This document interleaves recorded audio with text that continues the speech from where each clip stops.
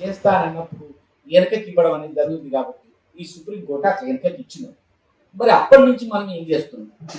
మనం in the sense నేను అందరిని అడుగుతున్నాను, మన జాతి మొత్తాన్ని నేను అడుగుతున్నాను, మనం ఏం చేస్తున్నాం? 2022లో వచ్చినది, దీంట్లో యాక్చువల్గా 3 నెలలు 6 నెలల టైం తీసుకుంటారు. ఎంత తీసుకున్నారు? 4 వారాలు.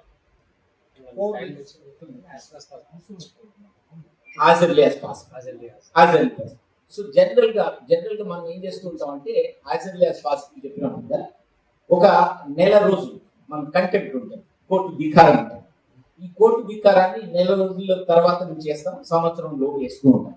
వేయాలి కూడా, అది లెక్క ప్రకారం అనేది. సో ఇక్కడ ఇప్పటికి 2 సంవత్సరాలు అయిపోయింది. 2 సంవత్సరాలు అయిపోయింది. 2 సంవత్సరాలు అయినప్పటికీ కూడా ఇంకొక ఇంచు కూడా జరగలేదు అప్పటి నుంచి ప్రధాని. ఏమి చేయలేదు అని తెలిసి మనం ఏం చేసి ఉండవచ్చానంటే, అరే మీరు సుప్రీంకోర్టు దగ్గర మేమే దాన్ని స్టడీ చేసి ఇంతకుముందు జరిగినటువంటి తప్పులు దొరకకుండా మేము మళ్ళీ దీన్ని ఇంకొక జియో ద్వారా మేము ఈ రిజర్వేషన్ బీసీడీ నుంచి ఏకి మార్చే ప్రయత్నం చేస్తాం అని చెప్పేస్తున్నారు. కాబట్టి మీరు స్టడీని చేసి ఉండాల్సింది, మీరు కమిటీ వేసుకొని ఉండాల్సింది. ఇప్పటి వరకు ఆ కమిటీ వేసింది లేదు, కమిటీ వేయడం కోసము మనం ప్రయత్నించింది లేదు. మన తప్పును ఒప్పుకుంటే బెటర్, ఎందుకంటే చాలా ప్రశాంతంగా కూడా ఉంటుంది. ఎందుకంటే తప్పు చేయలేదు అన్నాం అనుకోండి, మరి ఏ తప్పు జరగకపోతే ఏం జరిగినట్టు. సో కాబట్టి ఏంటంటే అప్పటి నుంచి ప్రధానం జరగలేదు. ఇమీడియట్ గా మనం ఏం చేసి ఉండవచ్చు అంటే అప్పుడు వెంటనే ఒక కంటెంప్ట్ వేయవచ్చు.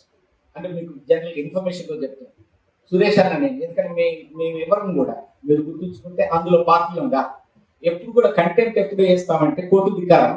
సార్ మీరు ఇచ్చారు, ఈ తీర్పును అమలుపరచలేదు, ఇది ఒక రకంగా కోర్టు ధిక్కారమే, కాబట్టి ధిక్కరించిన వాళ్ళ మీద చర్య తీసుకోండి అని కోర్టు ధిక్కారం ఇస్తుంది. ఎవరు వేయాలి? ఎవరి పేరు మీదనైతే ఆర్డర్ వచ్చిందో వాళ్ళు వేయాల్సింది.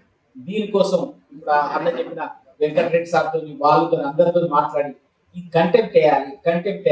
మీరు నమ్మితే ఆఖరికి నేను ఎవరు కాసాని జ్ఞానేశ్వర్ దగ్గరికి కూడా మనం పోయి అన్న ఈ కంటెంప్ట్ వేస్తే తప్ప, ఇప్పుడు కూడా మనం అందరం చూస్తుంటాం కదా, ములుగారతో పొడిస్తే తప్ప ఎద్దు కదిలే పరిస్థితి లేదు. ఎద్దు లాంటిదే గవర్నమెంట్ ఎప్పుడైనా. అది పొడవాలంటే కంటెంప్ట్ మాత్రమే వర్క్ చేస్తుంది. దీనికోసం కంటెంప్ట్ వేయాలంటే జ్ఞానేశ్వర్ అన్న కూడా ఈ డీటెయిల్స్ అని నాకు తెలియదు కానీ ఈ వెంకటరెడ్డి ఉంటారు, మీరు కాంటాక్ట్ చేయండి అంటే ఆయన కూడా కాంటాక్ట్ చేసినప్పటికీ కూడా మళ్ళీ సేమ్ క్వశ్చన్, అరే మీరు కంటెంప్ట్ మీరు అసలు ఆ రిట్ పిటిషన్ లో కానీ లేదా స్పెషల్ పిటిషన్ సుప్రీంకోర్టులో వేసిన దాని మీద మీరు పార్టీలు కానప్పుడు మీరు ఎట్లా వేస్తారు? మీ లోకస్ ఏంటి? లీగల్ భాషలో లోకస్ అంటే మీ లోకస్ ఏంటి అనే ప్రశ్న అవుతారు. కాబట్టి అని చెప్పేసి అనుకున్నాం. ఇంతలో ఎలక్షన్ కూడా దగ్గరకు వచ్చినది. మనకు ఎలక్షన్ లో మేనిఫెస్టోలో కూడా ఎజెండాలో కూడా తీసుకున్నారు, మేనిఫెస్టోలో కూడా తీసుకున్నారు మనకు ఆ రిజర్వేషన్ గురించి. బట్ అప్పటి నుంచి కూడా ఇప్పటిదాకా కావచ్చు.